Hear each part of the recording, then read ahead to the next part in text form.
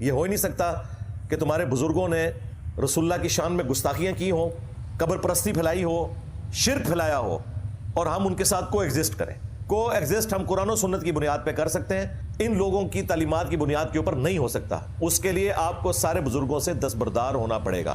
Doctor Tahir al-Qadri صاحب ہوں، مولانا طارق جمیل صاحب ہوں، یا ہمارے استاد مولانا اسحاق صاحب ہوں رحمہ اللہ تعالی، ان سب لوگوں کا مسئلہ یہ ہے کہ یہ کہتے ہیں کہ اپنے اپنے بزرگ پکڑ کے رکھو اور کو ایگزسٹ کرو، اپنا چھوڑو نہ کسی کا چھیڑو نہ۔ ہمارا موقف یہ ہے کہ اپنے بابوں سے پہلے دستبردار ہونا ہے۔ سارا فتنہ ان بابوں کا کھڑا کیا ہوا ہے۔ جب تک آپ ان بابوں سے دستبردار ہو کر اپنی نسبت اس ہستی کے ساتھ مضبوط نہیں کرتے کہ جس کی قبر مدینے میں ہے صلی اللہ علیہ وآلہ وسلم، اس وقت تک اس امت کا کچھ نہیں بننا۔ یعنی کہ میرے نبی سا ہے ہی کوئی نہیں، تیرے بابے تھے شے ہی کوئی نہیں، یہ بات ہے۔ تو یہ ڈرامہ بازی چھوڑ دیں ڈاکٹر صاحب۔ اس